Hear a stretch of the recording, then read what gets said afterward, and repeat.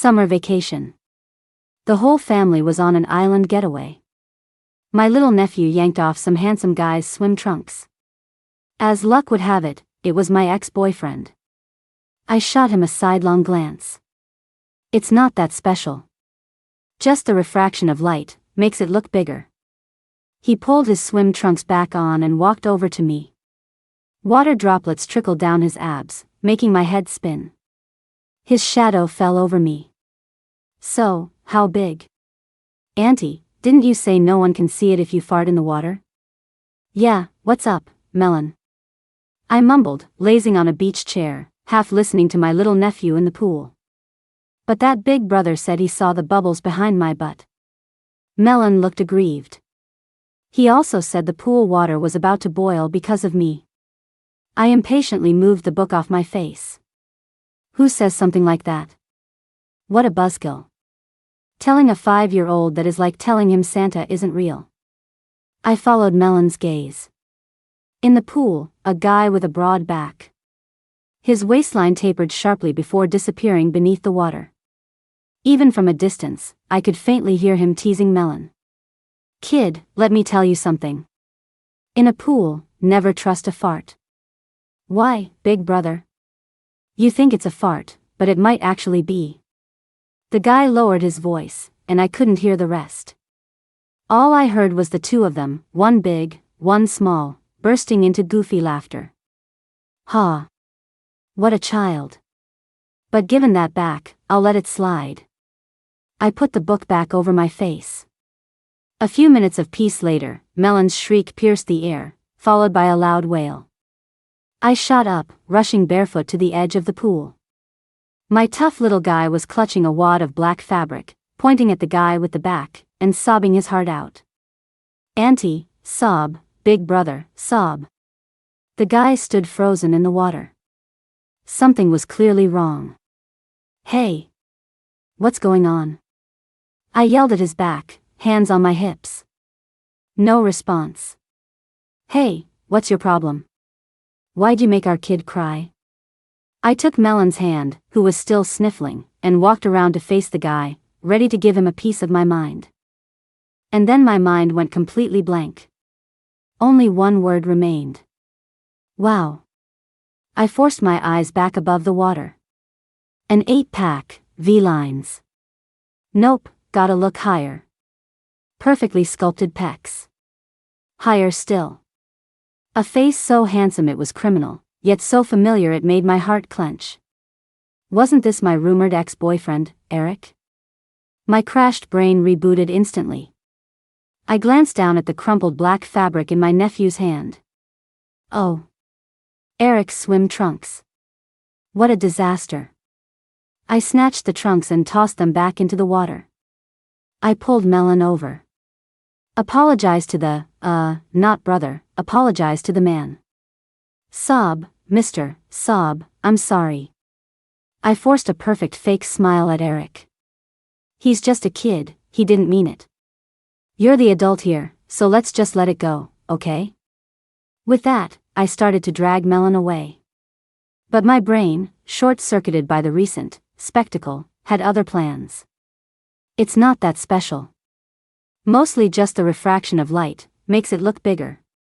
The words were out. I grabbed Melon and bolted. You've completely embarrassed me.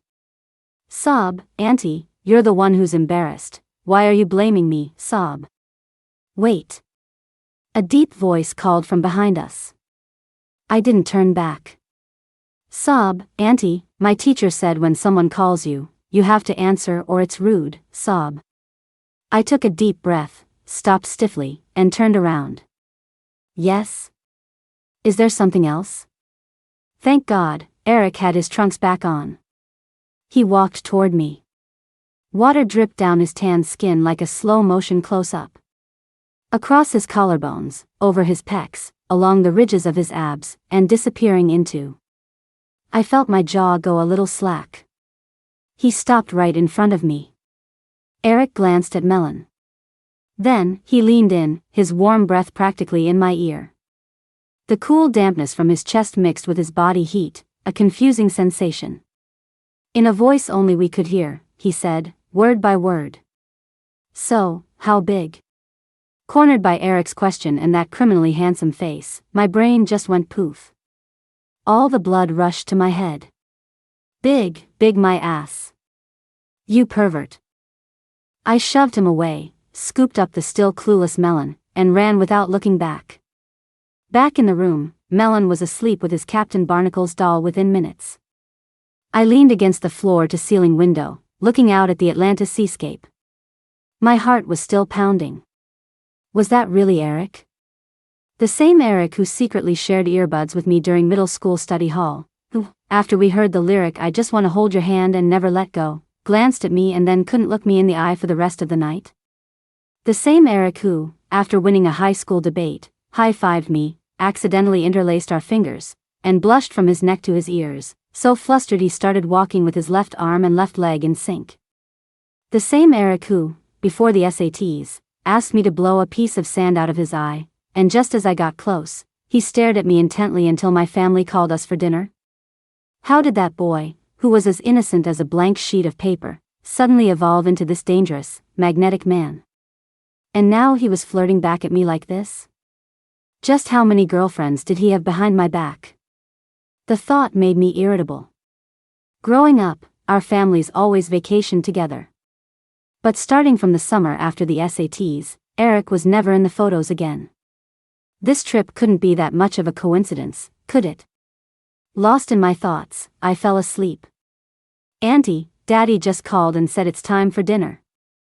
I was groggily pulled up by Melon, my hair a messy nest from sleep, and stumbled into the Poseidon's Bay restaurant just like that. My sister-in-law and the others were excitedly taking pictures in front of the massive aquarium. I looked at the huge round table that could seat 12 people. Bro, are we having friends over today? Before he could answer, the photographer turned around. It was Eric. He had changed into a crisp white shirt. When my mom called out to him, he turned his head. His smile was warm, polite, and humble. It was as if the pervert who teased me by the pool this afternoon was just a dream. After speaking with my mom, Eric turned to look at me. He silently mouthed 2 words. What a coincidence. Coincidence, my ass. Our families have been friends for generations. My brother and his sister, they were a pair who grew up together, childhood friends, practically, non-related siblings. Just like us. What a tangled fate. Eric walked over and sat down next to me. The two of us were bookended by Melon and Mango, his niece, stuck in the middle. I fidgeted with my napkin.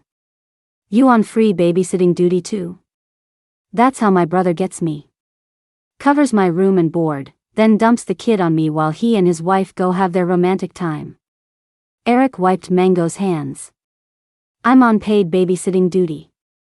My sister gave me $5 grand. Suddenly, my coconut water didn't taste so sweet anymore. Melon, what did you and Auntie do this afternoon? My brother asked out of the blue. Eric had just placed a piece of fish on my plate, and I was about to eat it.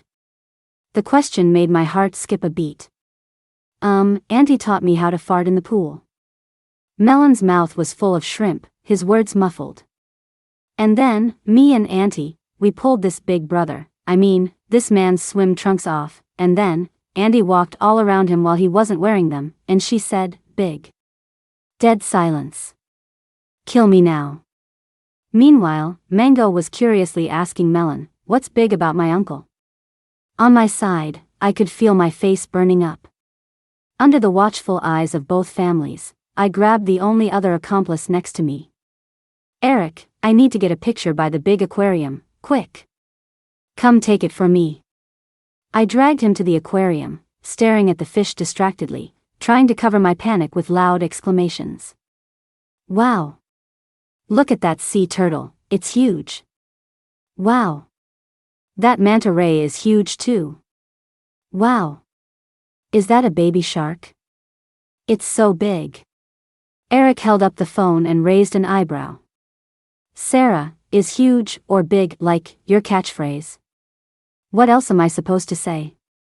I hissed, both embarrassed and annoyed. Am I supposed to be like, oh my goodness, look at that marvelous turtle." Eric laughed out loud. Just then, Melon and Mango came running over. They each hugged one of Eric's legs. "Come on, Uncle's going to tell you about this. This is a green sea turtle. Not because its shell is green, but because the fat in its body is green." He crouched down. "And the manta ray, its scientific name is Manta birostris. It's related to sharks, but it has a very gentle personality." I stared at Eric, who was being looked at with adoring eyes by the two kids, and felt a little dazed. He was always like this, knowledgeable, calm, and collected. Add in his good looks, and he was never short of female admirers, from kindergarten all the way through college. I used to have a crush on him, too. But he was just too popular. I sighed. Looking at this picture-perfect scene, I felt an inexplicable tightness in my chest. Just then, Eric slowly stood up and looked at me. He beckoned to the two kids. "How about, Uncle and Auntie Sarah take you guys to the water park?" "Yay, yay!" The two little ones cheered. I glared at him. "Who said anything about together? I didn't bring a swimsuit. I'll just watch you guys." A knowing smile touched Eric's lips. "It's fine, I'll buy you one. After all, I have something you don't, $5,000. And so, the three of them dragged me into a shop. "How about this one?" I pointed to a one-piece with a long zipper down the front. "I feel like it has a certain design flair." "Don't even think about it," he shot down immediately. "You wear that, you get out of the water, and there's a 90% chance that zipper slides down on its own. Then what's it gonna be, an accidental flashing or an accidental flashing?" I rolled my eyes and moved to another rack. "What about this one, then? No problems here, right?" Eric's gaze swept coolly over the black bikini in my hand. "One big wave hits, and your top and bottom might just float off in different directions." He paused, his tone steady. "Sarah, we can wear less, but we can't wear nothing." I pointed to another one piece, this one with leaf-shaped cutouts and a lattice design. "This one. It's got to be safe enough, right?"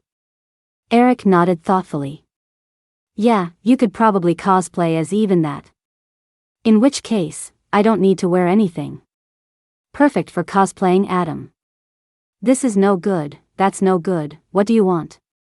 I was at my wit's end, ready to give up. Just then, Mango tugged on my shirt. "Auntie, this one is pretty." I looked up and my heart just about stopped. Her little finger was pointing at a one-piece swimsuit. On the front was a heroic and massive Captain Barnacles. Before I could refuse, Melon ran over to second the motion. "Auntie, that one is awesome." Eric was on the side, trying to stifle a laugh. "I think it's a great choice, too." I felt like I was about to die of frustration from these three. But whatever, I probably wouldn't be getting in the water much anyway. I expressionlessly handed the Captain Barnacles to Eric to pay. When I came out in the swimsuit, the three of them had been waiting for a bit. He looked me up and down. Not bad. It even has a 3D effect." Since the kids were still little, we mostly stayed in the children's splash area. In less than an hour, the little ones were tired and yawning. My brother and his wife showed up right on time, and we handed the kids over. "Sarah, want to go on that water slide where the sharks swim over your head?" "You go by yourself." "Bye." I refused without hesitation. I sank into the wave pool, floating aimlessly like a dead fish. Eric got in with me. "All right, then," his voice was clear even over the sound of the water. "I want to be with you." Hearing that, my floating came to a halt. I was about to say something to cover it up when the loudspeakers blared. "A giant wave is coming. Please prepare yourselves." Almost simultaneously, a powerful surge of water hit. I lost my balance instantly. In a panic, I sank beneath the surface. Flailing my arms, I tried to grab onto something. I think I caught a piece of fabric. I grabbed again with all my might. The texture was springy and resilient. It felt like, wow. I have no idea how much water I swallowed before my consciousness started to fade. When I opened my eyes again, the sky above was a dark, inky blue. Eric's swim trunks were back on him. I knew this because I was currently being held tightly in his arms in an extremely intimate position. I thought he'd make some kind of joke. Like, Sarah, is yanking off swim trunks a family tradition or something? But he said nothing. I coughed a few times, lifted my head, and met Eric's eyes. He was looking at me too. There wasn't a hint of humor in his gaze. Only a deep, bottomless focus. A drop of water slid down the bridge of his handsome nose and landed on my face. It was cool. His face slowly lowered toward mine. A faint minty scent instantly enveloped me. But just as his lips were about to touch mine, I subconsciously turned my head away.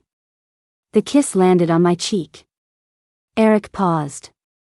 His arms around me tightened slightly. The air was filled with the clamor of people and the roar of the waves. But between us, it felt like we could hear each other's heartbeats. Just as I was starting to feel flustered, another large wave crashed over us.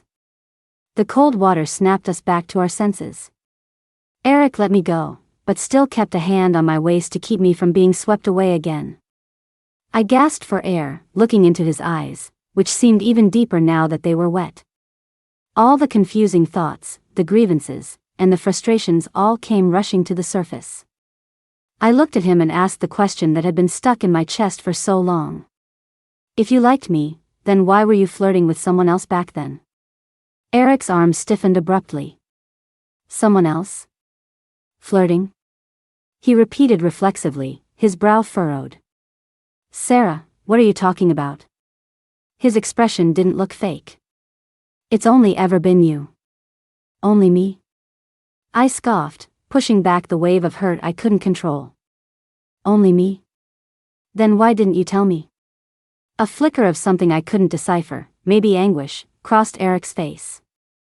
His lips moved as if he wanted to say something, but it dissolved into a suffocating silence. Eric, do you think I'm that easy to fool? My voice was trembling. Before I could finish, my phone rang at the most inopportune moment. I broke free from Eric's grasp and climbed out of the pool. Sarah, where are you to? It was my brother's loud voice on the other end. The kids are asleep, we're short one for poker, get over here. I took a deep breath, suppressing my turbulent emotions. I turned back to look at Eric, who was drying his hair with a towel. He was looking down, appearing a bit dejected under the colorful lights. But in the slight relaxation of his shoulders, I saw a sense of relief. Was he relieved? Because a phone call saved him from my questioning? I switched to a deliberately cheerful tone into the phone. Okay, Eric and I will be right there. Hanging up, I looked at him, composed. Eric looked up, confused. I don't know how to play poker. I walked up to him, a provocative smile on my lips. It's fine. You've got something I don't have, $5,000, right? A set plus a run plus a full house plus a pair, and you win. You need 4 melds, and you can use 0 of any specific type. Eric frowned, looking at the gibberish formula I'd scrawled down while clumsily drawing cards. So, in the formula, AAA is a set of 3 identical cards, and ABC is a run of 3 consecutive cards? Yes, stop dawdling. My sister-in-law and Eric's sister, Jenny, are waiting. It was my turn to draw. Just as I touched the tile, a large, warm hand covered mine. The heat from his palm shot up my fingertips and straight up my spine. Eric. I snatched my hand back like I'd been burned, glaring at him. We're playing poker, why are you touching my hand? Sarah, what's the big deal about touching hands during a card game? My brother, who I'd kicked off the table with the excuse that Eric needs to pay a hefty price to learn poker, shook his head from the sidelines. Besides, you two should still be friends even if you broke up. We never got together. We didn't break up. Our words dropped, and the air froze. After a long moment, the game continued in a strange atmosphere. Sarah, am I missing a card? Eric pointed to his jumbled collection of cards, looking completely lost. I glanced over, and said impatiently, "Yup, looks like it." "So, what do I do?" I drew a card without even looking at him. "What can you do?" "Just deal with it, I got it." "I win." A little while later. "Sarah, do I have one too many cards?" I looked at him. This time, his cards were neatly arranged. A quick learner. "Yup, looks like it." "And I just have to deal with it, right?" "Yup, looks like it." I replied lazily and pushed my cards forward. Flush. I win. My sister-in-law and Jenny, caught in the tense atmosphere, didn't dare breathe too loudly and just silently paid up. It was Eric's turn again. "Sarah, what's this card that looks like two sigmas?" "It's an 8. "Oh, an 8. He nodded, then pushed his cards forward. I think I win. The rest of the game turned into a showdown between me and Eric. "So, Sarah, the discard pile is the public sample set, each person's playing style is the prior distribution, and the game itself is just a process of Bayesian updating of the posterior probability based on new observations under incomplete information?" Well. I drew a card and said sarcastically, "Aren't you a proud NYU math major?" Hearing my words, Eric's expression dimmed slightly. He just looked down at his cards. A moment later, he matched a pair of 5s. "So, the game is essentially a process of entropy reduction." Emicham. He really was as smart as me. "So, it's dynamic programming." Emicham. You have to consider both the probability of winning and the value of the winning hand to maximize the expected return. Right. I took a 3. I'm the type to win whenever I can, probability first. He glanced at me. Right. I'm more inclined to go for high-value hands. I threw out a 9. Yeah, I can tell. That's why your winning hands are always so big. Eric looked up at me. I shot him a glare in return. After a few rounds, Jenny and my sister-in-law had lost most of their money. Eric and I were still locked in our epic battle. I glanced at the piles of cash in front of us. They were about even. "How about one last hand?" My brother finally chimed in. "High stakes only, winner takes all." Jenny and my sister-in-law nodded like their lives depended on it. I started with 3 pairs, aiming for a full house. Eric was quiet, looking like he was going for 4 of a kind. It was his turn to draw. He didn't flip it over immediately. He let it rest on the table, his fingertips gently stroking its surface. 1 second, 2 seconds, 3 seconds. "Hey, are you trying to be dramatic?" I urged impatiently. "Are you gonna play or not?" Eric looked at me, a slight curve to his lips. Then he placed the card in front of me. An 8. That was the card. My heart leaped. I revealed my 2 cards and took his. Sigma. I win. Emicham, you win. Eric smiled as he watched me celebrate. Then he reached out and pushed his own cards over. They scattered with a clatter, instantly a mess. Jenny was rubbing her tired eyes, but she still reflexively glanced over. "Hey. Eric, weren't you about to?" "Jess, it's getting late," Eric cut her off quickly, shuffling the cards completely before standing up and looking at me. "Sarah and I are going to do the Mermaid photo shoot tomorrow." "Who said I was going with?" My retort came out automatically, then I stopped myself short. "Oh, mermaids. Right. I want to do that." Wait, how did Eric know I wanted to do that? I only lingered for a few seconds when we passed that advertisement. The next morning, Eric accompanied me to the royal pool. He listened to the instructor's briefing even more attentively than I did. Everything went smoothly until it was time to put on the gear. That shimmering, pearl blue fishtail, I grunted and struggled for ages but couldn't get the damn thing on. Did I eat too much these past few days? Did I get fat? I muttered in despair as I tried to pull it up. It's all your fault, always making me eat this and that. Eric knelt in front of me, one hand on my ankle, the other helping me adjust the fishtail. No. He didn't even look up. You're not fat. You're not even looking at me. I don't need to. His reply was so blunt that my face flushed hot. I had to scoop up a handful of cool water and splash it on my face.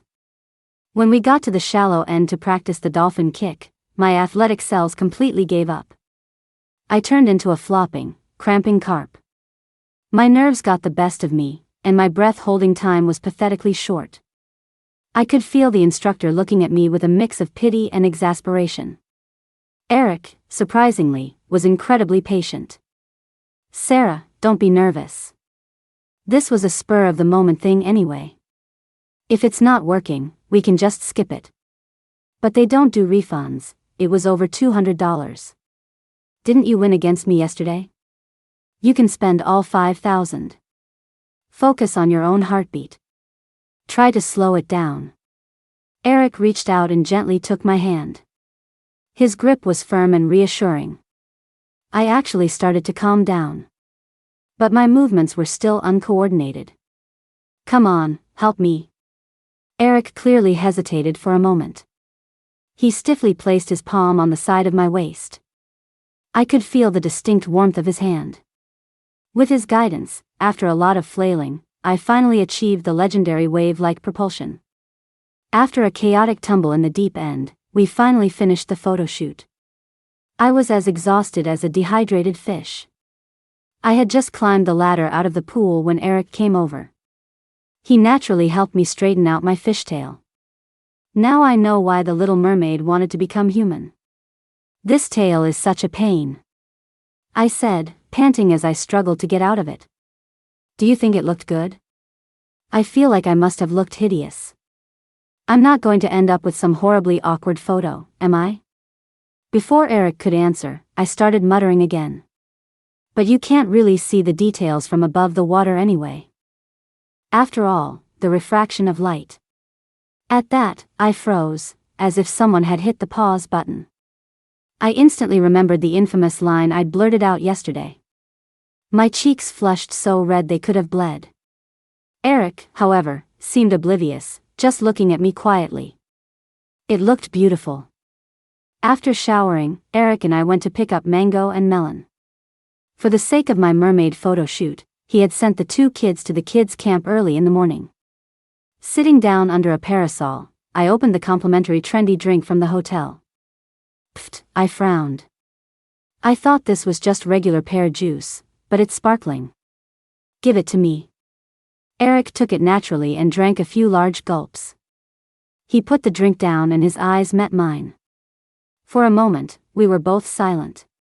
Looking at him, I suddenly remembered my freshman year, on the NYU campus, seeing him staring intently at another girl. That familiar sense of hurt, which I had forcefully suppressed, bubbled up again. I took a deep breath. Eric. He looked back at me. Yeah. I tried to keep my voice steady. During fall break of our freshman year, I went to New York. Eric froze. What did you say? His voice was a bit hoarse. I went to NYU to find you, I said, as if finally uncorking 3 years of pent-up words. And, outside your dorm, I saw a girl in a pink and blue dress. She was talking to you, and you, the way you looked at her, was so serious. I thought I had forgotten those images long ago. But in reality, they were like rusty nails, hammered deep into my memory. A slight touch was all it took to feel a sharp pain. Back then, I had wanted to surprise Eric. But that girl in the pink and blue dress was like a bucket of cold water poured over me. So, he was doing just fine without me. I expected Eric to show the same confused expression he had in the wave pool. Or to vehemently deny and explain. But he didn't. Yeah, that happened. He admitted it calmly, his tone even. My heart sank. So, it was true. I was zoning out. Eric's voice was low. She said she liked me, told me a lot of things. I did hesitate for a moment, thinking about the possibility of us My fingertips went numb. But after a few seconds, I realized, what possibility? It didn't matter. What mattered was that she wasn't you. So, I turned her down. Eric looked me in the eye. Sarah, actually. Uncle. Auntie. Mango and Melon, one from the left and one from the right, latched onto our legs with precision. We went to the dolphin and sea lion's house today. Melon said, his little face flushed as he presented his news like a treasure. The dolphins can balance balls and sing. Just like the songs you sing, Auntie, all gobbledygook. And the sea lions can clap and give kisses. Mango added. But they have so much drool. Eric crouched down, patiently listening to their adventures at the kids' camp. After they finished chattering, he said, how about you have lunch with Grandma and Grandpa today? Uncle needs to talk to Auntie Sarah about something. No. The two kids said in unison without a second thought. We have things to talk to Auntie Sarah about too. Okay, then we'll all go to the buffet together, I said, taking a child in each hand and heading straight for the restaurant. My mind was a tangled mess. Zoning out? Hesitated? Possibility? These words were like little knives, slicing at my heart over and over. I was afraid to hear what he would say next. Afraid of hearing more heartbreaking details. Even more afraid that his next words would be met with another unexplainable silence. In the Saffron restaurant, Eric tried to talk to me several times. He'd lean in, Sarah. I'd immediately turn my head, Melon, Andy's going to get you a duck wrap. He'd move to another spot, listen to my explanation. I'd quickly stand up, Mango, didn't you just say you wanted some of those crunchy shrimp chips? I came back with a plate full of food, but he still wouldn't give up. Darlings. Auntie's going to get you some noodles with bean sauce. After lunch, we played with the two little ones in the kids' play area for a while. Once they started rubbing their eyes, Eric took them back to their room. Sarah, we need to talk. He stood at the door to my room, blocking my way. Talk about what? I looked up, staring him down. Talk about how you were zoning out. How you hesitated. Or talk about the possibility of you being with another girl? My voice grew sharper with each word. Eric didn't say anything. Seeing him like that, the fire inside me burned even hotter. I'm going to ride the leap of faith, I announced, turning and pointing to the iconic slide outside the window. I knew he didn't like rides with a strong sense of weightlessness. Sure enough, Eric's lips pressed into a thin line. He was silent for a moment. After that, can we talk? I ignored him and walked straight to the elevator. Standing at the top of the slide, over 60 feet high, I looked at Eric's slightly pale face and his unconsciously clenched fists. The small sense of satisfaction I felt began to fade. Eric. I glanced at him. I thought you weren't afraid of heights. I'm not, he shook his head. I just, purely don't like this feeling. But it's okay, I can handle it. He looked at me. I want to be with you. In the end, we didn't ride the leap of faith. I couldn't bring myself to do it. We stood side by side in front of the huge viewing wall of the aquarium. I stared at a manta ray gliding by. I wasn't looking at Eric, but I could feel his silent gaze on me. All those chaotic emotions started to ferment again. From that regret-filled summer after the SATs until now, there had always been something invisible between us. Today, I wanted to break through it. Eric, earlier, at the entrance to the kids' camp. I started, my voice feeling distant. What were you trying to say at the end? Eric seemed surprised that I brought it up. He was quiet for a few seconds, then turned to look at me. Sarah, I like you. I only like you. It was what I wanted to hear most. But it still wasn't enough. I turned away, continuing to watch the fish. I don't want to hear that right now. Okay. Eric didn't push it. He followed my gaze to the deep blue expanse. Colorful schools of fish swam past, leaving fleeting reflections in his eyes. Actually, during fall break of our freshman year, I went to Harvard. I almost thought I'd misheard. When? How did I have no memory of this? His voice remained calm. I wanted to surprise you, but I couldn't get through to your phone. I asked your aunt, and she said you'd gone to Universal Studios with your classmates. I desperately searched my memory. But it was too long ago, I really couldn't remember a thing. So I wandered around Harvard, and I went to the math department, which I'd always wanted to see. Eric chuckled softly. I stood at the entrance for a long time. Looking at the students coming and going, I had only one thought: every single person here is smarter than me, more accomplished than me, and more worthy of you than I am. My heart felt like it had been violently squeezed. I had gotten into Harvard through a physics competition scholarship. Eric, on the other hand, hadn't done as well on his SATs. His scores were high, but not high enough to get into his dream school, the Harvard math department. I thought he would choose a university in Boston for me. I had even secretly rehearsed how I would confess my feelings to him that summer countless times. But in the end, he chose NYU. At the time, I just assumed that, in his mind, his future was more important than I was. That thorn had been buried in my heart for 3 years. Later, it got dark, and you came back. Eric's voice pulled me from my jumbled memories. I saw you right away at the gate. You were with a group of friends, laughing and joking. He paused, his gaze falling on me. I also saw the guy next to you. He was tall and handsome, and he was looking down at you, totally focused. That's impossible. I retorted almost instinctively. I don't even know who you're talking about. At Harvard, I never liked anyone.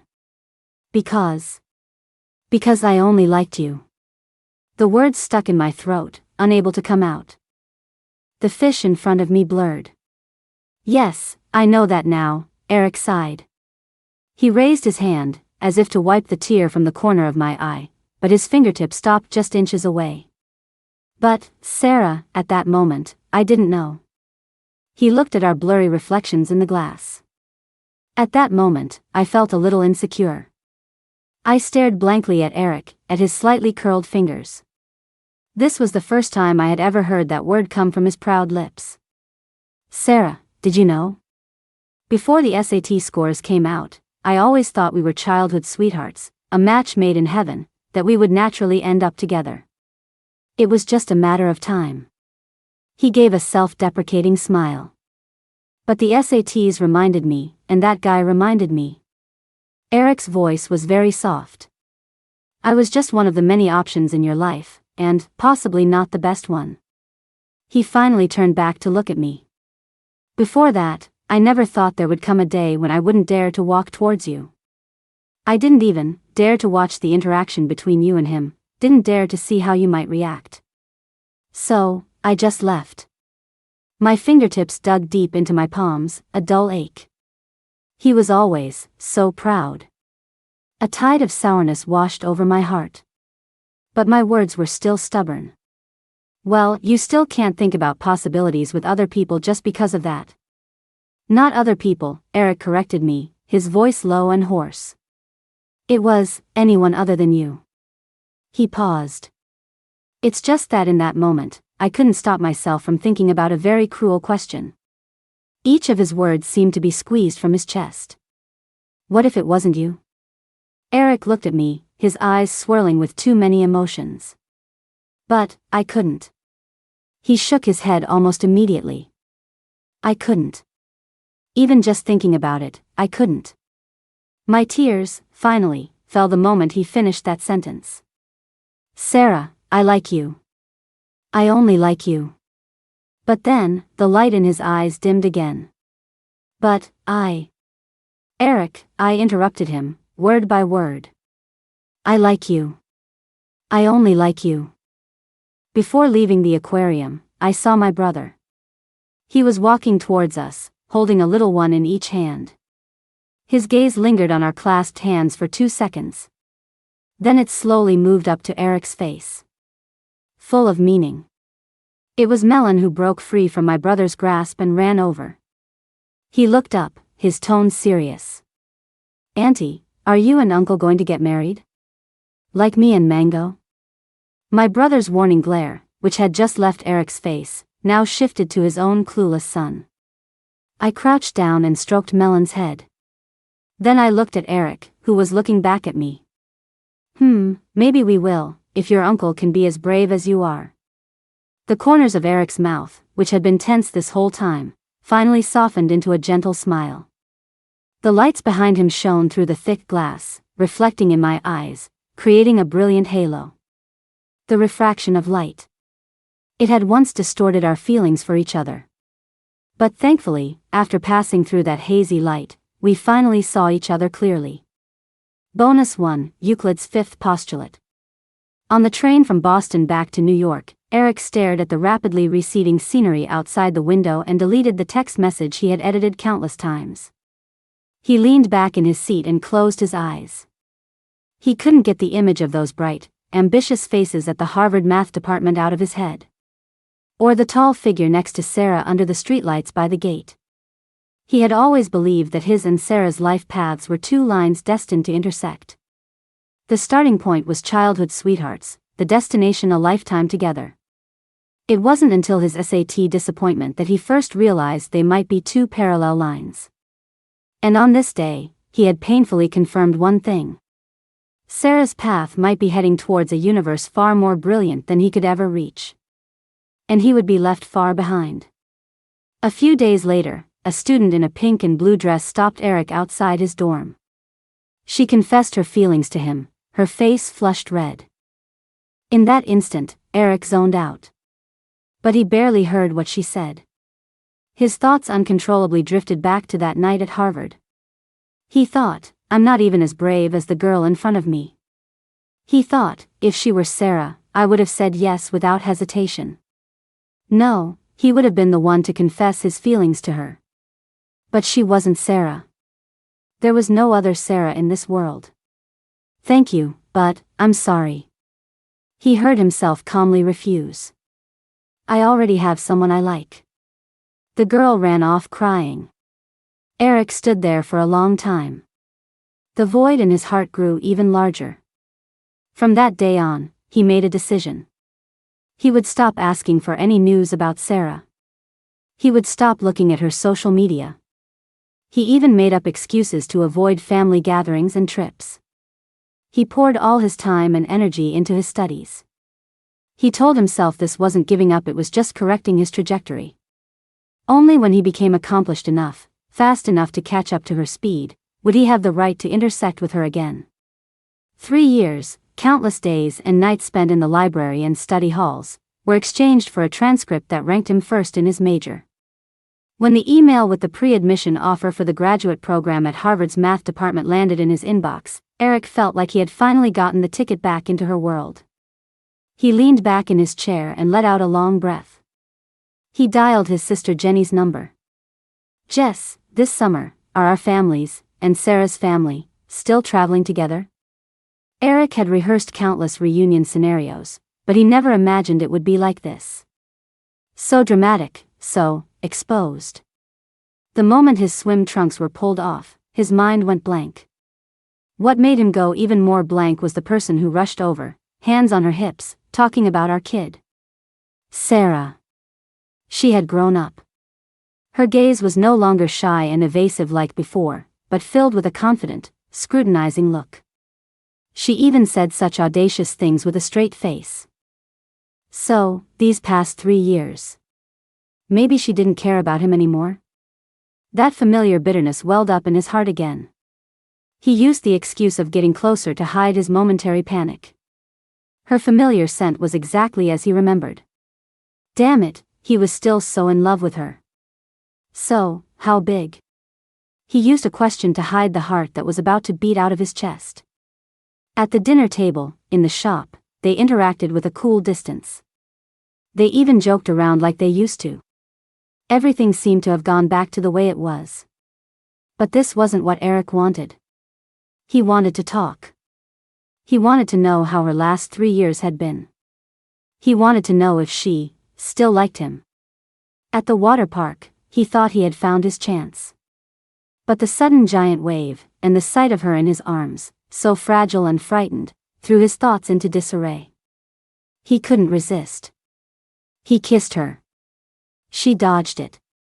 Her tearful question, "Why were you flirting with someone else?" was actually a relief. It was a million times better than cool indifference. He had always known the problem wasn't a misunderstanding, but him. It was his prideful ego back then. At the poker table, when Sarah said, "Aren't you a proud NYU math major?" Eric's heart still stung a little. But he quickly got his emotions under control. He could even interpret it as a kind of admiration and praise, tinged with affection. He thought, maybe, he had grown up in these 3 years too. Yes, in the aquarium, it wasn't just the 3-year-long misunderstanding that was resolved. It was also the insecurity he had always felt in the face of this dazzling girl. He still thought Sarah was the smartest, prettiest, most outstanding, most incomparable girl he had ever met. The brightest star in his eyes. But that didn't mean he was dim and without light. His insecurity around her was perhaps not because he wasn't good enough. It was simply because he liked her too much. And now. She looked him in the eye, cutting off all his self-deprecation. "I like you. I only like you." The trajectory Eric had been correcting for 3 years finally, perfectly, merged with Sarah's. Never to be separated again. Bonus 2, so, how big? On the soft, large bed, the atmosphere was thick enough to be spun into threads. Eric's kisses fell delicately on my neck. I could feel his restrained, yet scalding breath. And his muscles, so tense they were almost trembling. "Sarah, you're too tense," he suddenly stopped. I think I'm just average for a guy. It was just the refraction of light. Please don't be traumatized." The more he spoke, the less confident he sounded. He even subconsciously tried to pull back. I grabbed his arm, not knowing whether to laugh or be angry. How would I know what the average level is for a guy? Being grabbed like that made Eric even stiffer. Like a cat being held by the scruff of its neck, his eyes were filled with helplessness. Then should we just forget it? He started to back down, trying to get off me. "How about, we play video games instead?" I looked speechlessly at this man who was bailing at the critical moment. "No." Eric was stunned by my shout, looking even more timid. His ears turned red. Fine, I admit it, I can't do it." "Sarah, maybe later." "Can't do it, my ass." I pushed him away in annoyance. "You're digging into me." The air was silent for 3 seconds. The expression on his face gradually shifted through a rainbow of colors. Then what do we do?" He looked at me with a serious expression, as if we were discussing a world-class problem. "If I switch my major to pre-med now, is it too late? Haven't you seen a lot of, action movies?" I was really about to laugh at his antics. "How did you not learn any of the essentials?" Hearing this, Eric's expression turned awkward. "In those materials, there's no female lead like you." I pushed him away completely and sat up. "So what now?" "We're 2 PhDs in science. We can't let this practical problem stump us, can we?" "Sarah, you're right." He immediately sat up straight and agreed. "We're researchers, we have to face challenges head on." "All right." I nodded in approval, reached for my phone, and opened Gemini. "Let's begin, self-study." Eric and I sat side by side, leaning against the headboard. Our expressions were as serious as if we were consulting a top-tier academic journal. The only sound in the room was the soft hum of the phone. 5 minutes later. "Eric. Emicham. Do you know what UCGA is?" I pointed to a highlighted acronym on my phone. "University of California, what campus?" Seeing my expression, he quickly changed his approach. "RNA bases? Uracil, cytosine, guanine." I wordlessly tossed him the phone. "Read it yourself. Study hard. I'm going to skim this copy of Come As You Are." "Sarah, you're going to read a book? Now?" Eric looked astonished. I gave him a look that said, "What's wrong with that?" "Eric, I'm a top student. The best of the best. I have to say, Come As You Are was really good." I was getting a little engrossed. I almost forgot why I was reading it in the first place. About 15 minutes later, I turned the last page, wanting more. "Eric, are you done studying ye, MMPH?" A scalding kiss cut off my words. It was aggressive, full of his newly acquired knowledge. I could clearly feel Eric exploring and tracing in a new, skillful way. "Wait," in a pause between kisses, I pushed him away, panting. He stopped immediately, his eyes filled with obvious nervousness. "What's wrong? Did I hurt you?" I licked my slightly numb lips. "You also read that article that teaches you how to draw the alphabet with your tongue, didn't you?" Eric paused, then let out a low laugh. There's only so much high-quality, open-source literature out there." The next second, he kissed me again. This time, his hands weren't idle either. Over the hills, through the valley, finally arriving at the swampy jungle. My body temperature soared, my reason melted away. All I could do was let out a series of tuneless sounds. Just as my breathing became completely ragged, Eric stopped. He propped himself up and looked at me deeply. He placed a reverent kiss on my forehead. And then, the room was quiet, with only the sound of our interwoven breaths. Eric didn't move again, just held me tightly. He whispered hoarsely in my ear, "Does it hurt?" I looked at his tense jawline and the beads of sweat on his forehead. "What answer are you looking for?" "Oh, that means it doesn't hurt." He let out a long sigh of relief, his whole body relaxing. "It doesn't hurt." I looked him in the eye. "But..." He immediately tensed up again. "But what?" "Eric, are you really a math major? What's wrong? You call this average for a guy?" Eric was stunned for a few seconds. Then, a laugh, filled with infinite pleasure, rumbled from his chest. He no longer hesitated.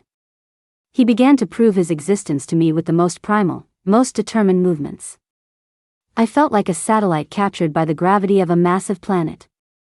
In his orbit, I was thrown to the apogee again and again, experiencing a dizziness that bordered on losing control.